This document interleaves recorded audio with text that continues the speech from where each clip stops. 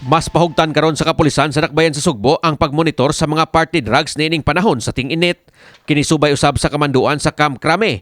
Kalabot niini nunot usab sa wag tuo nga mga party nga ipahigayon nga sagad tambungan sa mga kabatan-unan. Nasayran nga ang mga kabatan-unan mo'y kanunay nga nanihon niining mga party drugs. Gumikan sa posibleng impluwensya sa daotang barkada o baka suway-suway lang. Matod sa direktor sa Cebu City Police Office nga si Police Colonel Ernio Dalugdog nga padayon karon ang ilang monitoring sa mga posibleng tigpayuhot niining maong mga party drugs. Nasayran nga sa milabayng mga higayon, adunay mga dagkong event sa Sugbo sama sa Sinulog nga kanunay usab ang subsub nga operasyon sa kapulisan batok sa mga party drugs. Gani sa milabayng Sinulog, usa ka lalaki ang ilang nasikop gumikan sa pagbaligya og party drugs. Sa pagkaron, ang posibleng mga kontak sa suspect gipanid-an usab sa atong kapulisan.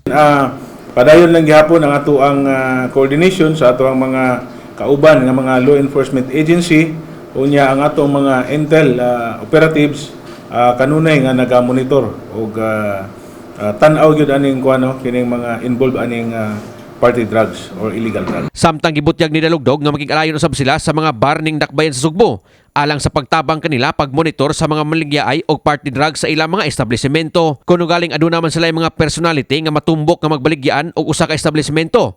Ila gilang pahibawon ang management kalabot niini. Kanang natay na monitor na kini siyang tawhana, diri siya permanente nagakuha no, labi na dito sa mga clubs or sa mga kanang mga bars na kanang dito nagatambay itong ato ang kuano kadtong ato ang isa sa mga target na nag-engage aning party drugs. So diha natin mag-coordinate sa ilaha kay mag-coordinate tanan permanente sa ilahang mga kuan.